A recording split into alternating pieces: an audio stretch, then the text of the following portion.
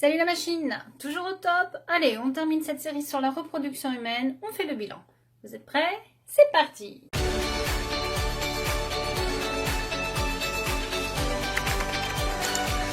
Reproduction humaine, le bilan. Donc qu'est-ce que vous avez à retenir? Que quand on devient un homme ou une femme, on a l'apparition de caractères sexuels secondaires en plus des caractères sexuels primaires.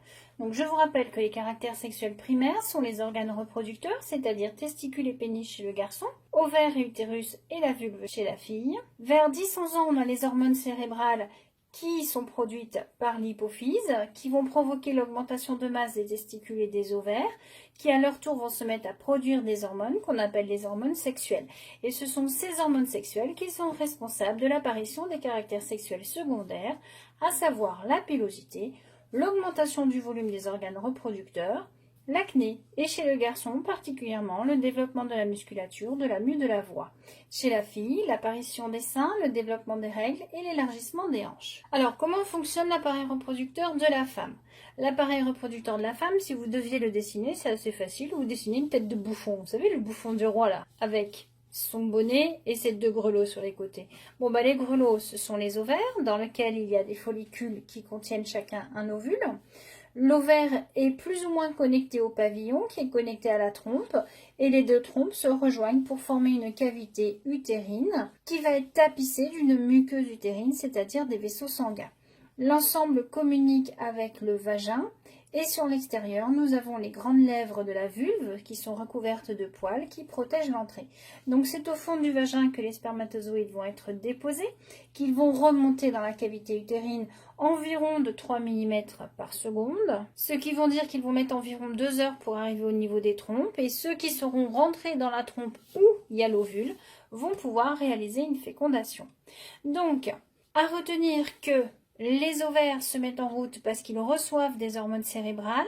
Ils vont produire des oestrogènes et de la progestérone qui vont agir sur le développement cyclique de la muqueuse utérine. Je vous rappelle qu'un cycle, c'est 28 jours. Et il va y avoir destruction de la muqueuse s'il n'y a pas eu fécondation. Ce sont les règles.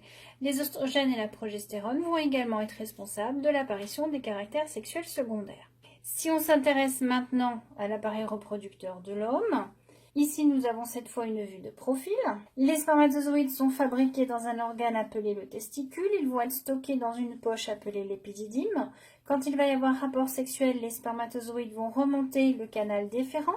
Ils vont être transportés simplement jusqu'à une zone de contact avec la vésicule séminale et la prostate, qui, elles, sont responsables de la fabrication d'un liquide nourricier. Donc, à partir de ce moment-là, on a du sperme, c'est-à-dire un mélange de liquide et de spermatozoïdes. Ce sperme va être libéré par le méa urinaire, c'est ce qu'on appelle l'éjaculation.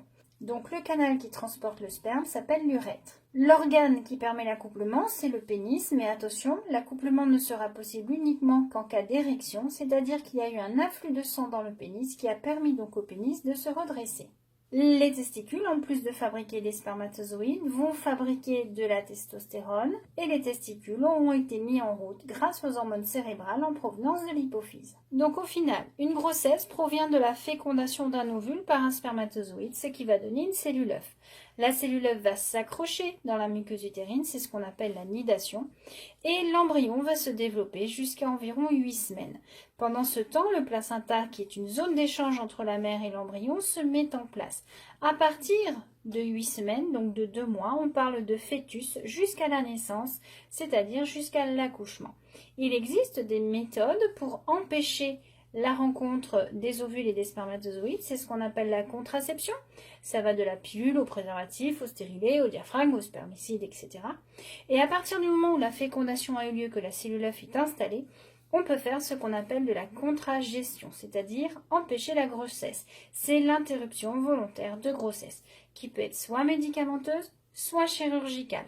Mais attention, cette contragestion ne peut se faire que jusqu'à la 12e semaine. Un embryon de plus de 12 semaines ne peut être éliminé, c'est la loi en France. Après 12 semaines, il y a possibilité d'éliminer un fœtus, mais uniquement pour raison médicale, si la grossesse met en danger la vie de l'enfant ou la vie de la mère.